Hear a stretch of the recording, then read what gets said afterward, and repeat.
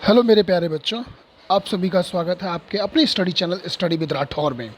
आज बच्चों मैं आपके लिए लेके आया हूँ हैशटैग पार्ट नंबर 4। यस, आपको मैंने बताया था आपके पार्ट 3 तक आपको यहाँ पर वीडियो अपलोड कर दिए गए हैं। जिसने नहीं देखा है वो वीडियो को जाकर के डिस्क्रिप्शन में मैंने लिंक दे दिया, वहाँ पर जाके देखिएगा। ठीक है बच्चों, आज मैं आपका नया टॉपिक लेके आया हूँ व्हीटस्टोन सेतु के नियम। जी, कल मैंने आपको कराया था किरचॉफ के फर्स्ट एंड सेकंड लॉ, यानी कि मैंने फर्स्ट यानी कि उसमें आपको संधि का नियम करा दिया था। क्या कौन सा कराया था? संधि का नियम। कौन सा कराया था? संधि का नियम। जैसे मैंने आपको बताया था कि आने वाली धाराओं और जाने वाली धाराओं का योग सदैव बीजगणितीय योग क्या होता है? सदैव शून्य होता है, यानी summation of I is equal to क्या हो जाएगा आपका? 0। ठीक है बच्चों, तो आज हम यहाँ पे मोस्ट इंपॉर्टेंट एग्जाम से रिलेटेड टॉपिक पढ़ने वाले हैं व्हीटस्टोन सेतु का नियम, चैप्टर नंबर 6 में। फटाफट ज्वाइन हो जाइए, और जिन बच्चों ने वीडियो को लाइक नहीं किया फटाफट लाइक करें। चलिए टॉपिक पर चलते हैं सीधे। सबसे पहले हेडिंग आ रही है द्वितीय नियम या लूप का नियम, second law of and law of loop. डालिए फटाफट, जिसे इंग्लिश में डालना वो इंग्लिश में डालिए, फटाफट डालिए। गुड, पहले समझिएगा ध्यान से, पहले से हम देखेंगे नहीं, पहले समझिएगा। आप लोग जानते हैं, जैसे मैंने आपको बताया था कि धारा summation of I is equal to 0, यानी कि धारा का बीजगणितीय योग सदैव शून्य होता है। ठीक इसी प्रकार किरचॉफ ने सेकंड लॉ में अपने बताया था कि summation of B is equal to 0, यानी कि वोल्टता सदैव कैसी होती है? शून्य होती है। कैसी होती है? सदैव शून्य होती है। उन्होंने बताया था कि जो ओम के नियम के अनुसार होता है बी बराबर आई आर। क्या होता है? बी बराबर आई आर होता है, मैंने आपको बताया था।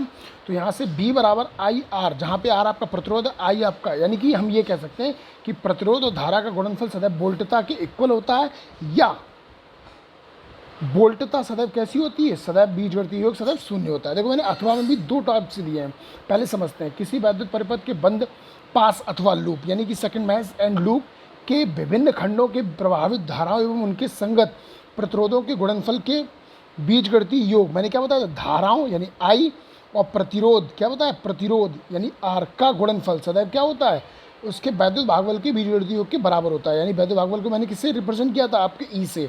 याद होगा मैंने एक टॉपिक आपको पढ़ाया था उस दिन, यानी कि वीडियो नंबर 2 में, हैशटैग वीडियो नंबर 2 में मैंने आपको बताया था कि सेल का वैद्युत भागफल वास्तव में एक बल नहीं है, यह भ्रमित करता है, यह एक बल है, बल्कि ये क्या है? सेल द्वारा पूर्ण परिपथ में दी गई ऊर्जा है। ठीक है बच्चों, याद होगा आप लोगों को मैंने लिखाया था, जिसके पास नहीं है फटाफट कॉपी खोल के देखो, उसमें मैंने आपको सेल का वैद्युत भागफल की डेफिनेशन पढ़ाई थी। क्लियर है?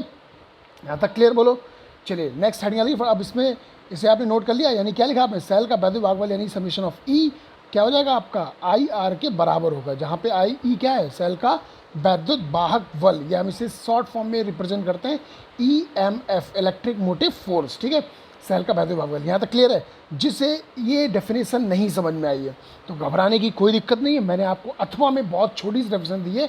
ये देखिए अथवा में क्या है? किसी वैद्युत परिपथ के बंद पास अथवा लूप के विभिन्न खंडों का विभवांतरों का बीजगणितीय योग सदैव कैसा होता है? शून्य। मैंने आपको बताया क्या होता है आपका? शून्य। यानी क्या लिख सकते हैं आप? Summation B equal to 0। क्या हो जाएगा आपका? Summation B equal to 0। अक्सर आपने देखा होगा एग्जाम के पॉइंट ऑफ व्यू से, यानी कि एग्जाम में एक क्वेश्चन 1 नंबर का सदैव बनता है। क्या बनता है? ये पूछा जाता है कि किरचॉफ का द्वितीय नियम किस नियम पर आधारित है, ये आपको बताना होता है। तो यहाँ पर याद देखिए मैंने आपको नोट पॉइंट दिया गया है, क्या है? किरचॉफ का द्वितीय नियम ऊर्जा संरक्षण के नियम पर आधारित है। आपको क्वेश्चन किस तरीके से आएगा? वो कहेगा कि किरचॉफ का नियम किस पर आधारित है? आपका ऑप्शन होगा 1, 2, 3 और 4। क्या देगा आपको? आवेश का संरक्षण सिद्धांत, ऊर्जा का संरक्षण सिद्धांत, और आपका इसी तरीके से वो कहेगा आपका विभवांतर का संरक्षण सिद्धांत और संवेग संरक्षण का सिद्धांत। यानी आपको 4 में आपको ये ऑप्शन दिया जाता है, आप पता करेंगे कि किस नियम पर आधारित है, आप उसे टिक कर देंगे। तो यहाँ पे हम ये किसे टिक करेंगे? किरचॉफ के द्वितीय नियम यानी ऊर्जा संरक्षण के नियम पर आधारित है। यहाँ तक क्लियर है? बोलो। जिसे फर्स्ट डेफिनेशन समझ में आ गई हो ये वाली, वो इसे नोट कर सकता है। अगर दोनों लिखनी हो तो इसे भी नोट कर लीजिएगा, दोनों आपको याद होनी चाहिए। सिंपल है, क्या याद करना है आपको? Sir summation of E is equal to बराबर क्या हो जाएगा आपका? I R. क्या हो जाएगा आपका? I R. एक बार फिर से देखिएगा, summation of E is equal to क्या हो जाएगा आपका? आई आर हो जाएगा। अगर आपको ये नहीं पढ़ना है तो आप summation of V is equal to 0। सबसे बेस्ट और सिंपल है। आपको याद होगा मैंने आपको किरचॉफ के फर्स्ट लॉ में बताया था कि धारा का बीजगणितीय योग सदैव शून्य होता है, और दूसरा विभवांतर का सदैव बीजगणितीय योग शून्य होता है। ये आपका फर्स्ट लॉ हो गया और ये आपका सेकंड लॉ हो गया। यहाँ तक क्लियर? बोलो, यहाँ तक क्लियर है? Very good. जिसे क्लियर हो फटाफट डिस्क्रिप्शन में अपने कमेंट सेक्शन में जाके हैशटैग ओके करके लिखें। क्या लिखेंगे? Hashtag okay. फटाफट जिसे क्लियर है, जिससे मुझे ये मालूम पड़ेगा कि आप लोगों को समझ में आया टॉपिक या नहीं। आई होप सभी को समझ में आ गया होगा। चलिए अब इसमें देखते हैं इसके फिगर को, एक बार समझने की कोशिश करते हैं। ये देखिए मैंने आपको फिगर बनाया है, क्या है इसका? यानी किरचॉफ ने जो सेकंड लॉ दिया था, मैंने आपको बताया था किरचॉफ का सेकंड लॉ क्यों आया एग्जैक्टली मैंने आपको बताया था दैनिक जीवन में इसका क्या प्रयोग है। भाई हम लोग जानते हैं कि बी बराबर आपका होता है ओम का नियम आई आर, क्या होता है बी बराबर आई आर, यानी कि कई सारे सेल्स को हम जब आपस में जोड़ते हैं, यानी कि श्रेणी क्रम समांतर क्रम, जैसे मान लीजिए 2-4 सेलों की बात आई तो हमने 2-4 सेल जोड़ दिए और हमने धारा को चला लिया, यानी कि लाइट जला ली। जैसे मान लीजिए हमने 1 सेल लिया, 2 सेल लिए, 3 सेल लिए और तीनों को आपस में कनेक्टेड करके हमने बल्ब जला दिया।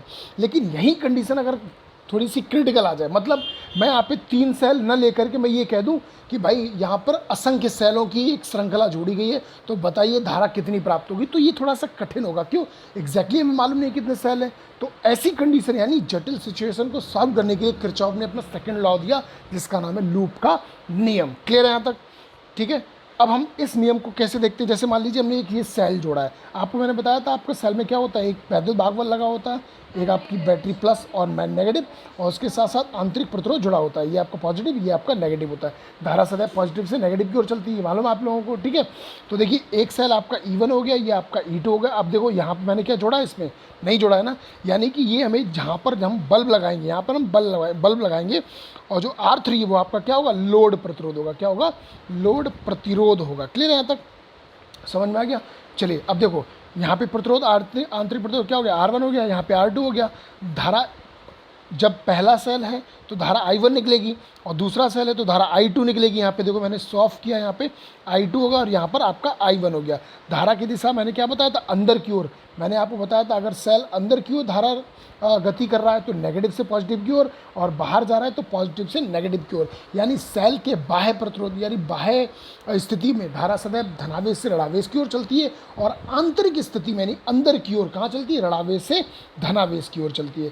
तो देखिए इसकी मैंने आपको जो शो ऑफ कराया ये देखिए इस तरीके से, यानी कि ये ऋणावेश से धनावेश की ओर जा रहा है। क्लियर है यहाँ तक? और ये भी देखिए आपका क्या जा रहा है, इधर धनावेश से ऋणावेश की ओर जा रहा है। अब इन दोनों धाराओं का जब मिक्सअप होगा तो ये कहाँ पर आएगा, आपका लोड प्रतिरोध। देखो यहाँ पर मैंने क्या किया, I1 प्लस I2।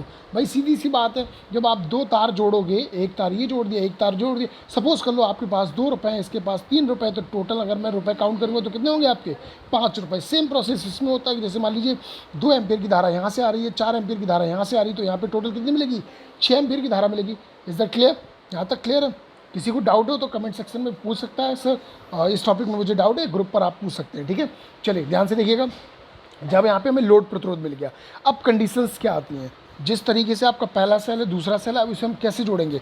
पहले हम लेते हैं वोल्ट, यानी कि जो आपका वैद्युत भागबल है, अगर पॉजिटिव से पॉजिटिव की ओर जा रहा है तो नेगेटिव मतलब आपका कैसा आता है, विरोधी। भाई सीधी सी बात है, 2 अमीर व्यक्तियों में कभी नहीं बनती, एक गरीब और एक अमीर, यानी एक पॉजिटिव एक नेगेटिव सदैव संयुक्त रूप से मिलकर चलते हैं। क्लियर है यहाँ तक? आप लोग जानते हैं, जैसे मान लीजिए किसी वस्तु को, मतलब आपने अगर एक पॉजिटिव है और ये पॉजिटिव की ओर जा रहा है तो ये इसका विरोध कर रहा है, अगर एक पॉजिटिव एक नेगेटिव की ओर जा रहा है तो ये इसका संयोग कर रहा है, मतलब प्लस में, यानी ये 2 आपस में जुड़ जाएंगे और इनका ये कभी सदैव विरोध होगा। अरे ऐसे समझिए, सिंपल है। जैसे आप लोगों ने देखा होगा, आपने एक स्केल लिए, स्केल आपने स्केल को लो, अगर बालों से रगड़ो तो क्या होता है उसमें अटैचमेंट, यानी कि जो छोटे छोटे कण होते हैं कागज के, वो क्या होते हैं इसमें अट्रैक्टिव होने लगते हैं, यानी चिपकने लगते हैं। ऐसा क्यों होता है, स्केल पे पॉजिटिव चार्ज होता है, उन कागजों पे नेगेटिव चार्ज होता है, क्योंकि उसमें स्केल में क्या लग जाता है, आपका जो ऑयली आपका होता है, बालों से रगड़ते हैं तो उससे चिपक जाते हैं वो, यानी अट्रैक्टिव होते हैं। पॉजिटिव नेगेटिव की ओर अट्रैक्टिव होगा, याद रखिएगा। अगर एक पॉजिटिव और दूसरा भी अगर हम पॉजिटिव लें तो क्या होगा, वो एक दूसरे को प्रतिकर्षित करेंगे। जैसे आप लोग सिंपल से समझ सकते हो कि आपने 2 चुंबक को लिया है, जैसे आपने एक चुंबक ये ले लिया, एक चुंबक ये ले लिया, अब आपने तोड़ा, तो आप अगर उसी सिरे से इस तरीके से जोड़ोगे, कनेक्टेड करोगे तो क्या होगा, वो चिपक जाएंगे। अगर आप वही उल्टा सिरा इस तरीके से जोड़ोगे क्या हो जाएगा, वो एक दूसरे को विपरीत दिशा में फेंकेंगे। क्लियर है? यहाँ तक समझ गए आप लोग करके देख सकते हो, कोई दिक्कत वाली बात नहीं है। क्लियर है यहाँ तक? चलिए अब देखिएगा ध्यान से।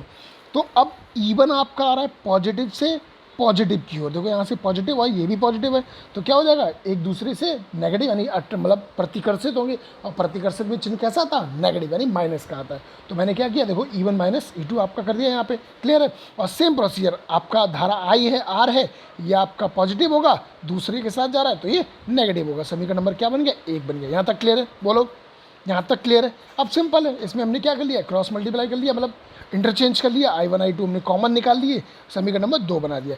ये आपके समीकरण, ध्यान सुनिएगा, इसी बात को, टॉपिक को ध्यान सुनिएगा।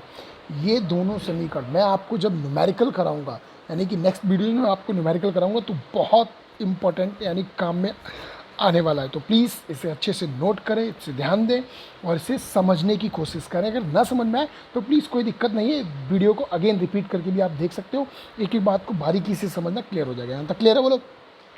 आई होप किरचॉफ का सेकंड लॉ आपका पूरा कंप्लीट हो चुका होगा। बोलो यहाँ तक क्लियर है? चलिए अब चलते हैं नेक्स्ट टॉपिक की ओर। हेडिंग डालो व्हीट स्टोन सेतु। जैसा कि मैंने बोला था आज का मोस्ट इंपॉर्टेंट टॉपिक है व्हीट स्टोन सेतु, व्हीट स्टोन ब्रिज। डालो हेडिंग फटाफट, डाल ली फटाफट। चलिए गुड। चलिए पहले समझिए इसके बारे में, पहले से हम बाद में देखते हैं, पहले समझते हैं व्हीट स्टोन सेतु। देखो नाम कुछ पहले समझो, सेतु, सेतु मतलब ब्रिज, ब्रिज मतलब आपने पुल वगैरह देखे हैं, जैसे आपने कभी नोटिस किया है? अच्छा बताओ, जैसे आपने एक नदी है और नदी पर पुल आपका लगा हुआ है, तो आपने देखा होगा पानी चलता रहता है भयंकर तरीके से और पुल यूं ही खड़ा रहता है।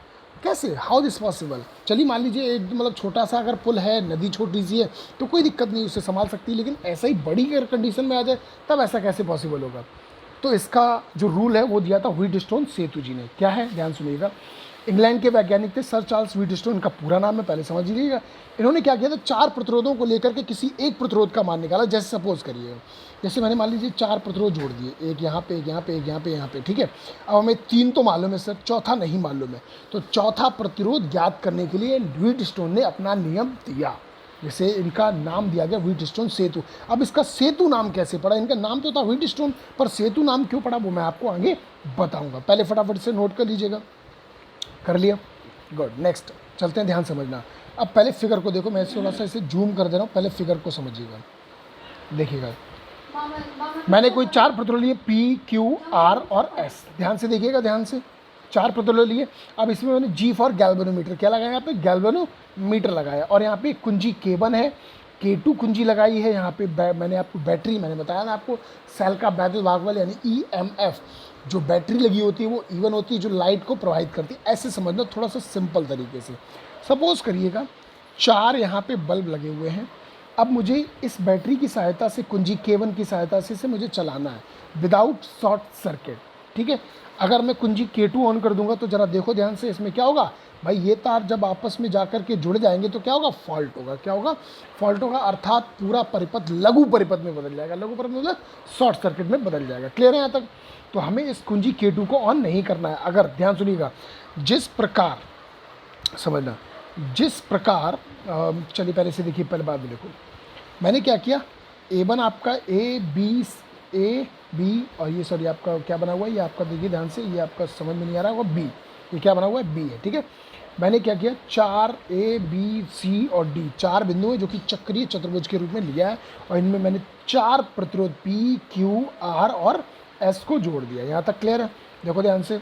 अब इनमें भाई धारा अलग अलग जाएगी, जब प्रतिरोध अलग होगा तो धारा भी अलग जाएगी।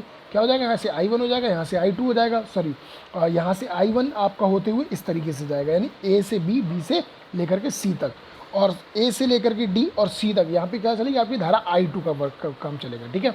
क्योंकि भाई श्रेणी क्रम में मैंने आपको बताया था, अगर सपोज करिए एक प्रतिरोध इस तरीके से और दूसरा प्रतिरोध इस तरीके से जुड़ा हुआ है तो इनमें धारा सदैव कैसी होती है? समान होती है। याद होगा आपको, मैंने चैप्टर नंबर 4 में श्रेणी और समांतर क्रम पढ़ाए थे। मैंने कहा था श्रेणी क्रम में सदैव धारा का मान समान होता है, समांतर क्रम में धारा का मान असमान होता है, यानी कि विभिन्न भिन्न होता है। तो यहाँ पे अब यहाँ से यहाँ तक जाएगी तो ये कैसी होगी आपकी? सपोज कर लो मैंने इसे तोड़ दिया, यानी ऊपर की ओर उठा दिया, तो कंडीशन कुछ इस प्रकार बनने वाली है आपकी। तो ये क्या होगा? आपकी धारा I1 सदैव समान चलेगी और इसमें I2 चलेगी। अब थोड़ा सा देखते हैं ध्यान से, वही सब कुछ है। माना 4 प्रतिरोध PQRS से समांतर चतुर्भुज में ABCD के रूप में जुड़े हुए हैं। देखो जरा, मैंने वही किया है, ABC आपकी, ये D आपके 4 बिंदु हैं और इसे PQRS 4 प्रतिरोध जोड़ा गया है, ठीक है। समझ में आ रहा है ना? Very good. देखिए विकर्ण AC, विकर्ण आपका कौन सा हो गया? आपका AC, ये वाला विकर्ण होगा, एक ये विकर्ण होगा आपका। भाई चतुर्भुज के जो कोने आपस में अगर जोड़ दिए जाए तो क्या होता है? विकर्ण तैयार होता है आपके। एक चतुर्भुज में 2 ही विकर्ण होते हैं, ठीक है। अब ध्यान से देखिएगा, मान लीजिए मैंने AC विकर्ण लिया और बैटरी E से जोड़ा। देखो इसे A और जो C आपका है, इसे बैटरी मैंने E से जोड़ दिया यहाँ पे, और ये कुंजी क्या है? K1 है। यहाँ पे देखो ये K1 लगी हुई है, देखो फिर से देखो ये लगी हुई है आपकी K1। वेरी गुड, ध्यान से देखिएगा। तथा दूसरे विकर्ण BD, यानी BD ये वाला, ये दिख रहा है BD आपका है, इसमें गैल्वेनोमीटर यानी G को मैंने जोड़ा हुआ है और कुंजी K2 को जोड़ दिया। क्लियर है? अब देखो, अब जो मैंने आगे की प्रक्रिया बताई थी समझना ध्यान से, ये मोस्ट है, ध्यान से समझना। यदि कुंजी K1 को ऑन करके परिपथ में धारा प्रवाहित करते हैं तो तत्पश्चात सेतु भुजा BD में लगी कुंजी K2 को ऑन करने पर धारा मापी में कोई विक्षेप प्राप्त नहीं होता, अर्थात शून्य विक्षेप की स्थिति होती है। यानी कहने का मतलब है, मैंने बताया था जब यहाँ पे अगर किंजी K2 को ऑन कर दिया जाएगा तो परिपथ कैसा हो जाएगा, लघु हो जाएगा, यानी शॉर्ट सर्किट हो जाएगा, अर्थात धारा शून्य प्राप्त होगी, कोई विक्षेप प्राप्त नहीं होगा। अगर किसी चतुर्भुज की किन्हीं दो संलग्न भुजाओं के प्रतिरोधों के अनुपात, मतलब P और Q, मतलब P/Q इसलिए करा है, किन्हीं दो भुजाओं, ध्यान से समझना, इस टॉपिक को ध्यान से समझना, किन्हीं दो संलग्न भुजाओं के प्रतिरोधों का अनुपात शेष दो संलग्न भुजाओं के प्रतिरोधों के अनुपात के बराबर होता है। मतलब P/Q एक ये वाला आपका हो गया और R/S एक आपका ये हो गया। क्या कह रहा है, अनुपात सदैव बराबर होता है। देखो वही कह रहा है, शून्य विक्षेप की स्थिति में यही है आपका, तो क्या हो जाएगा, अर्थात आपका P/Q बराबर R/S सदैव बराबर होगा अगर परिपथ शून्य विक्षेप की स्थिति में होगा। अगर यहाँ पे कुंजी K2 को ऑन कर दोगे तो सदैव बराबर स्थिति में नहीं प्राप्त होगा, अर्थात परिपथ लघु हो जाएगा, शॉर्ट सर्किट हो जाएगा। अब देखिए मैंने इसे समझाया बाकायदा। यदि स्थिति व्हीटस्टोन सेतु के संतुलन की अवस्था कहलाती है, इस स्थिति में परिपथ में धारा बहती है परंतु शाखा BD में उसका ठीक कोई प्रभाव नहीं पड़ता। देखिए ध्यान से, इसमें BD में कोई धारा प्रभाव पड़ रहा है, भाई कुंजी K2 ऑन मतलब ऑफ है, यानी कि चल तो रही है, तो इसमें धारा बहेगी नहीं, तो क्या होगा, यहाँ पे धारा वर्क नहीं करेगी, यानी कोई प्रभाव नहीं पड़ता है। जिस प्रकार, यानी उसी प्रकार प्रभाव नहीं पड़ेगा कि जिस प्रकार नदी में जल के प्रभाव पर सेतु का कोई प्रभाव नहीं पड़ता। आपने देखा होगा, जैसे आपका कोई पुल खड़ा हुआ है और धारा बह रही है, तो आपने देखा है धारा बहती रहती तेजी से और पुल अपनी स्थिति पर, यथावत स्थिति पर खड़ा रहता है। यानी ठीक जल की धारा उसी प्रकार उस पुल पर निर्भर नहीं करती है, यानी कि इफेक्ट नहीं डालती है जिस प्रकार इस BD प्रतिरोध पर क्या होता है, उसका धारा का कोई प्रभाव नहीं पड़ता है। इसीलिए इसे नाम दिया गया था क्या, व्हीटस्टोन सेतु भी इसे कहते हैं। Is that clear? यहाँ तक सभी को समझ में आ गया? तो मैंने आपको दो टॉपिक पढ़ाए, एक आपका किरचॉफ का सेकंड लॉ, यानी कि जिसे मैंने नाम दिया था लूप का नियम, और दूसरा व्हीटस्टोन सेतु। दोनों टॉपिक्स मोस्ट इम्पॉर्टेंट है, आपकी बोर्ड एग्जाम में बहुत बार पूछे जाते हैं, और ये सेट आपका इस वर्ष नहीं आया था, इसलिए अगले वर्ष आने के चांसेस ज़्यादा से ज़्यादा है। तो प्लीज़ इसे मेहनत से पढ़ें, ध्यान दें। और मैंने कल आप लोगों को मतलब कुछ कॉपी से रिलेटेड थॉट दिखाए थे, मतलब किस तरीके से बच्चे जो मेहनत नहीं करते हैं उन्होंने कॉपी में क्या मेंशन किया था। तो आई होप, मैं आप लोगों से यही उम्मीद करता हूँ कि आप मेहनत पर डिपेंड रहिए और इन सब चीज़ों को भुला करके, मतलब जो कॉपियों में पैसे लगाना, कॉपियों में लिखना, रिक्वेस्ट करना, ऐसा कुछ नहीं होना चाहिए। आप अपनी मेहनत पर डिपेंड करिए, आप तक ये चीज़ें ना पहुँचे, मैं यही चाहता हूँ। तो ध्यान से पढ़िए, मेहनत करिए, घर पर रहिए, सुरक्षित रहिए। जय हिंद, जय माता दी।